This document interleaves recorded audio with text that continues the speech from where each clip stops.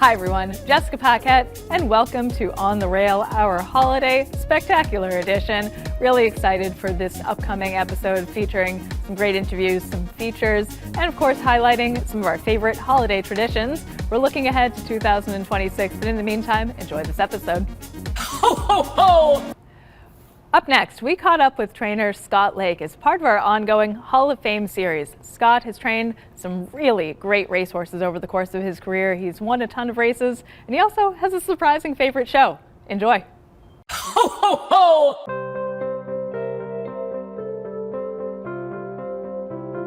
Hi everyone, Jessica Paquette joined here with Scott Lake for another Hall of Fame spotlight. Now, Scott, how long have you been training racehorses? I don't want to count that high. I started in '87, so what's that, 28 years or 48 years? And whereabouts did you get your start, and how did you wind up here at Parks? I started Penn National. My father was an owner. He became an owner, and at 11 years old, 12 years old, I was walking hots and begged. I said I'll work for free, which I did for a long time, and just kind of happened when I turned 20, 21. I took my trainer's test and started. And early on, what were some of the early struggles, and what did horses teach you really quickly out of the gate? Early struggles were probably getting owners. I had a couple guys that were, friends with that got me started, and just learning how, hey, this isn't just training horses. You're running a business. You got payroll. You got to deal with owners. You got to deal with horses, and it just kind of, you learn as you're going. The horses are the easy part sometimes, right? Absolutely, that's the easiest part. And when did you wind up here at Parks? My first full year was 1999. E&G Stables offered me some horses here. We made the transition. I left some horses at Penn. Penn actually went on strike, so I brought everything down and then just took off from there. And year-round racing, I mean, of course we suffer a little bit in the winter, but it is a blessing in that we don't really have to go anywhere, and we're so close to everything. How has that been, having a track that you get to live here? I mean, it's great because I have kids. My two kids grew up here. Even though I had horses at other racetracks, I had to commute back and forth and stuff like that. I made this my home because it was year-round. They didn't have to move. When they were young, we used to take them to Florida for the winter, but other than that, once they started school, they were here full-time. And looking back over the course of your career, you've certainly trained some really nice horses. Who are some of the horses that stand out when you're looking back? Well, Shake You Down was, my highest earner. He was a blessing to have. But I think Thunderella was probably my most talented horse I ever had. We bought him out of the sale. Unfortunately, he got hurt in the DeFrancis, but he got beat ahead in the Breeders' Cup Sprint. He was a beast. He was a really, really good horse. He was very, very fast. And yeah, you've kind of specialized with these warhorse types over the years as well, bringing out the best in these older, hard-trying horses. What did those horses teach you? Well, growing up at Penn, those horses were just around all the time. You'd have horses make 140, 150 starts a year. I mean, a career, but it seemed like a year. Some of them were done 35 times a year. It was, that's how racing was back then. And, they just taught you how to take care of them, keep them going, and just keep going to the grind all the time. And those are the kind of horses that really speak to you. If you listen, you can learn so much from them, and you've retired so many through Turning for Home and through other venues here as well. Does it matter to you to make sure that they wind up in a good home? Yeah, I mean, over the last 15 years or so, I've probably stopped on a horse a little sooner maybe than I normally would have, just because things have changed. My philosophy has changed with horse racing. As we're under the microscope all the time, so you tend to want to do the right thing and not have something happen and say, oh, let me get one more start, and then something happens. And let's talk about that a little bit, because if you go back 15, 20 years ago, you were a really aggressive trainer and you were winning a ton of races at a really high percentage clip. And has your philosophy changed over the years? Yeah, I mean, it's definitely changed. I had a great 12, 14 year run where we were, just killing them, and it wore me out. I'm the first to say it. It wore me out. I'm happy to be in one spot now. There's days you wake up and say, man, I wish I had 40 at Delaware and 40 here, but you know what? I'm happy now. And if you had advice to your younger self training horses, what would you tell yourself? Find a better accountant when you started. I'm still fighting that battle from what happened with my accountant back then. Who's passed on since then, but it's been a nightmare. But I would say, listen, put good people. You want to be the dumbest guy in the room around your team that you hire. That's a good philosophy. I'm Jessica Paquette. This is Scott Lake, and this is a Hall of Fame Spotlight.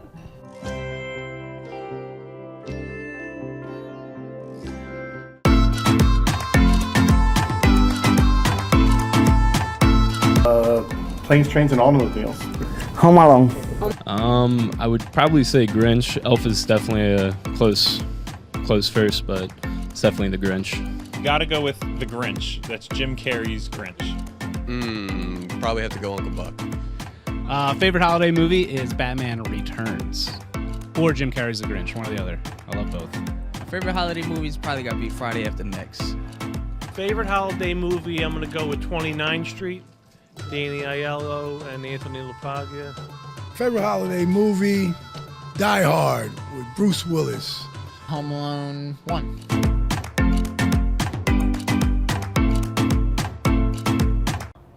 Wagering on horse racing can be confusing, and we're here to help. Enjoy our next How to Wager edition. This is the exotic version. Ho, ho, ho!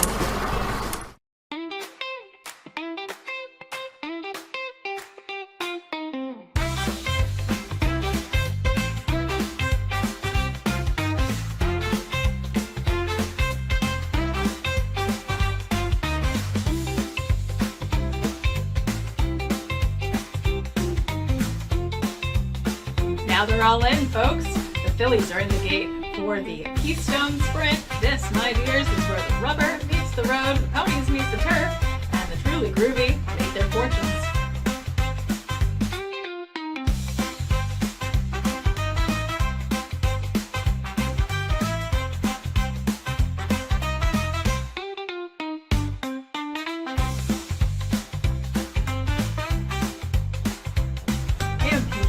Opened up a big lead at the top of the stretch. What a trippy trying to stick with him, and down the center of the track, Constantine is closing late. What a trippy is overtaken Puget Sound, now has to fend off Constantine. Those two take it down to the line. What a trippy over Constantine. Come in, don't harsh the vibe. Excuse me, Miss Jessica.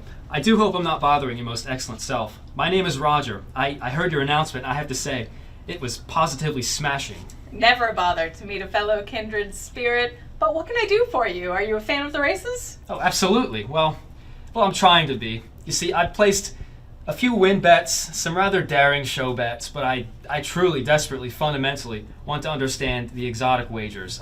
Everyone talks about them like there's some kind of secret language or a cryptic code known only by the inner circle of the groovy elite. It can certainly feel like that. It can be like trying to decipher a coded message. But we have a few minutes before the next thrilling race. How about you pull up a chair and let's demystify? Oh, groovy. I hope the acting's better in the next one. Yeah, that lead actor sounded like he'd never acted before in his life. Do you think Roger's a metaphor for something? I don't know.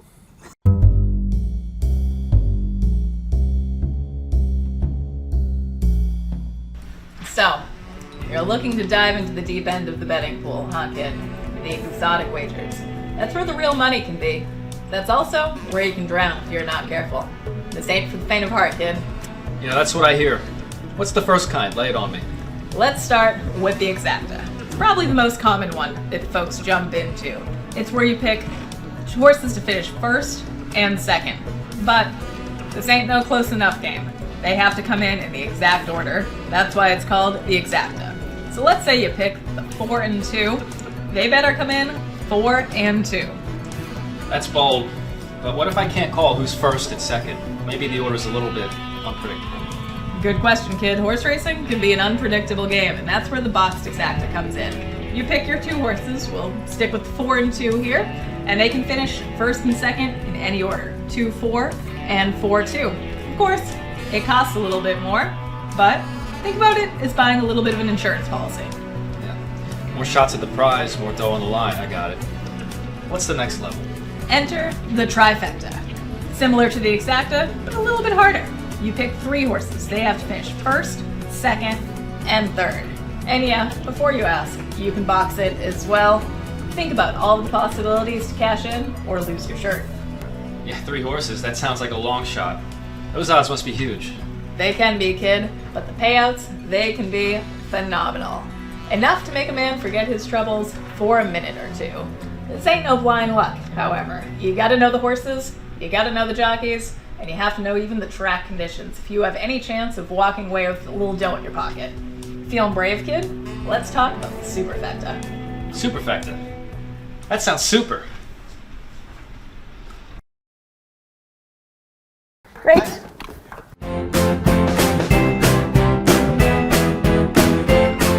"2025 was certainly a memorable year here at Parks. Here's a look back at the milestones that shaped the year, including wins by jockeys, trainers, and of course, the horses. Ho, ho, ho!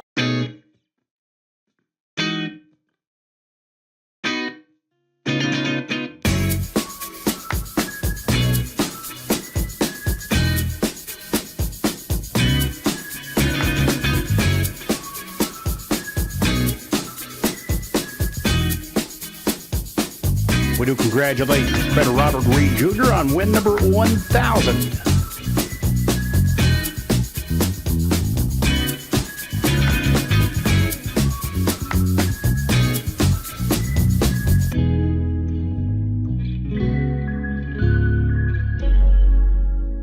First training win for Ben Dunn.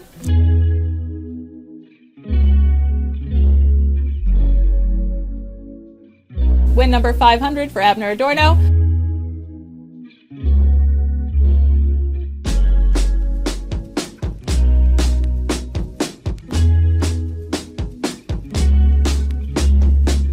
Trying to rally, but Wonder Girl Carly, just peachy in her debut. Wonder Girl Carly over Mischievous Twins.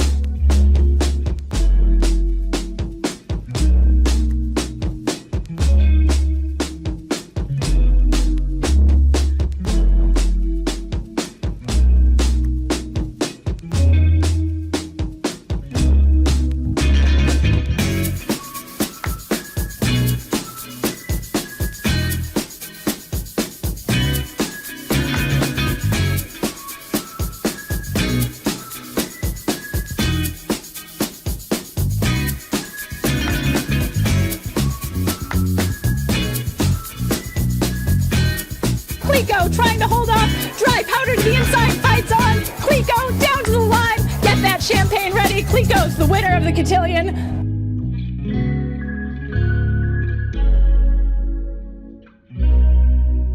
And Baeza, Magnitude flying late, but Baeza gets his moment in the sun in the Pennsylvania Derby. Baeza over Magnitude.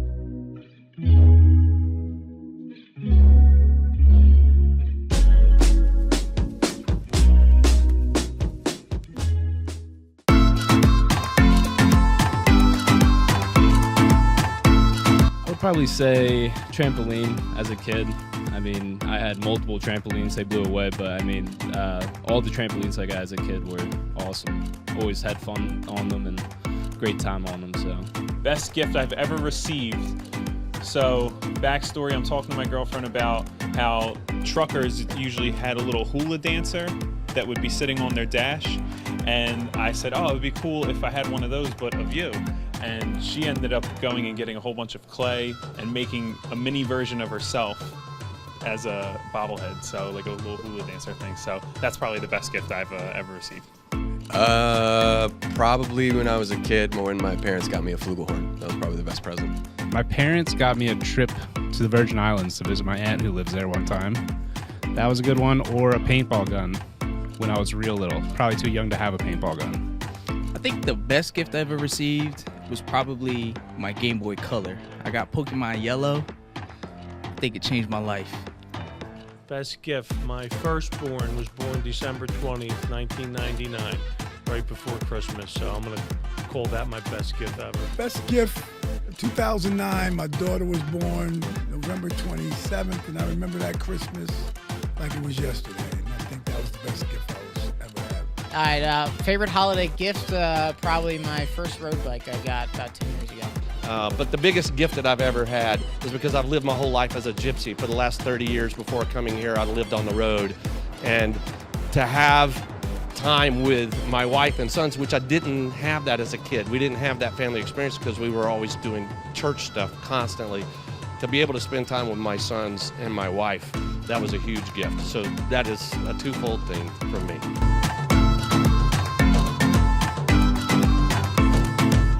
Thank you for watching On the Rail. I hope everyone gets exactly what they want this holiday season. I know, I want a pony. Looking ahead to 2026, it is the year of the horse, and we have so much to celebrate in the upcoming year. Happy holidays, everyone.